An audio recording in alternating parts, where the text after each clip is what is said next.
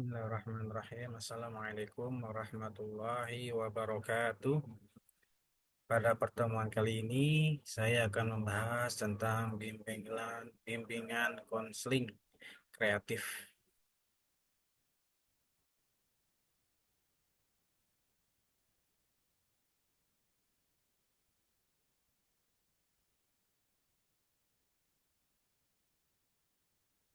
Ya, bimbingan konseling kreatif di madrasah.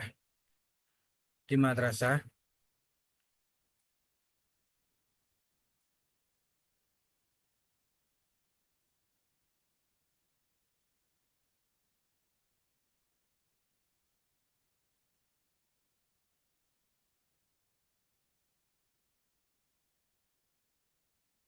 bimbingan konseling kreatif di madrasah. Di madrasah, bimbingan konseling kreatif menjadi sangat penting untuk membantu siswa menghadapi tantangan dan tumbuh secara holistik. Metode-metode inovatif dapat diterapkan untuk menciptakan lingkungan belajar yang inspiratif dan suportif.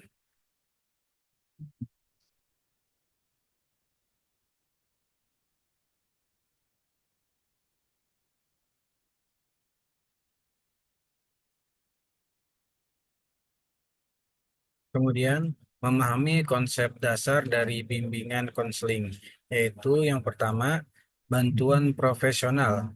Bimbingan konseling adalah layanan bantuan profesional untuk memfasilitasi perkembangan individu secara optimal.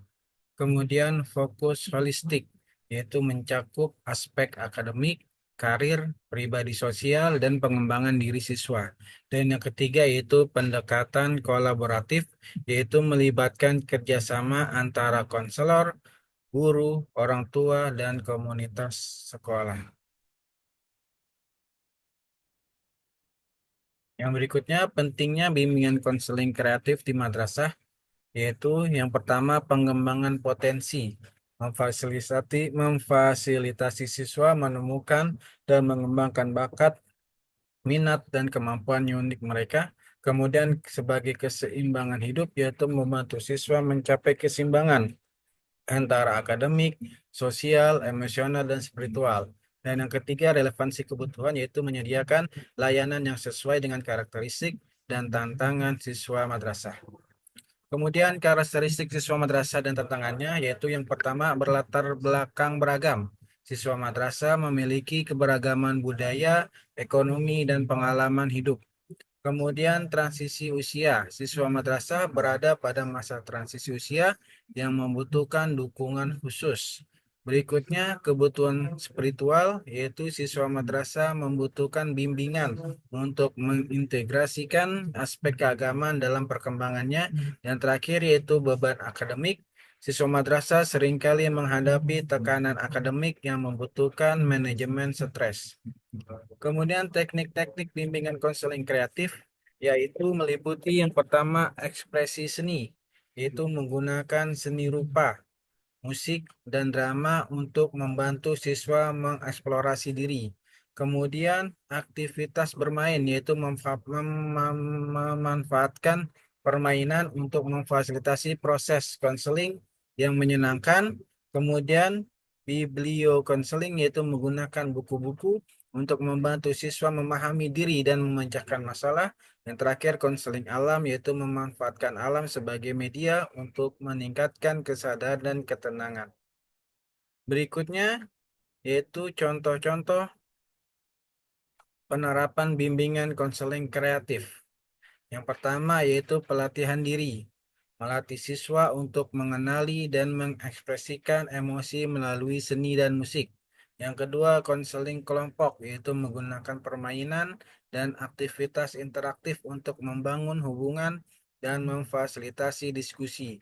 Dan yang ketiga, konseling individual, yaitu menerapkan teknik biblio konseling untuk membantu siswa memahami diri dan memecahkan masalah. Berikutnya yaitu peran guru bimbingan konseling kreatif. Yang pertama sebagai fasilitator, yaitu menciptakan lingkungan yang mendukung proses konseling kreatif. Yang kedua sebagai kolaborator, yaitu bekerja sama dengan guru lain untuk mengidentifikasi dan memenuhi kebutuhan siswa. Yang ketiga, sebagai inspirator, yaitu memberikan teladan dan inspirasi bagi siswa untuk mengembangkan potensi diri. Kemudian kolaborasi bimbingan konseling kreatif yang pertama dengan konselor, yaitu merancang dan menerapkan program bimbingan konseling kreatif.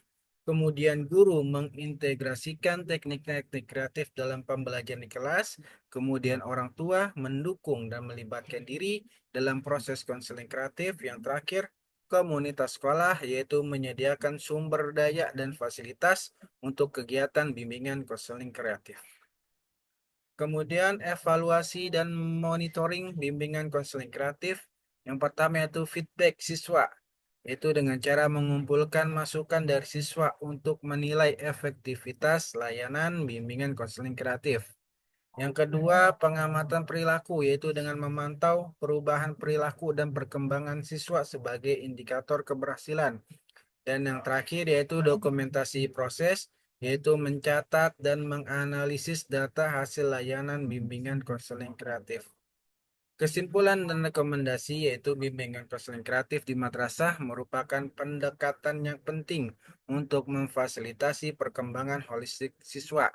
Metode-metode kreatif dapat membantu siswa mengeksplorasi diri, mengatasi tantangan, dan mencapai keseimbangan dalam hidup. Kolaborasi antara konselor, guru, dan orang tua menjadi kunci keberhasilan penerapannya. Demikian yaitu penjelasan tentang bimbingan konseling kreatif. Terima kasih. Wassalamualaikum warahmatullahi wabarakatuh.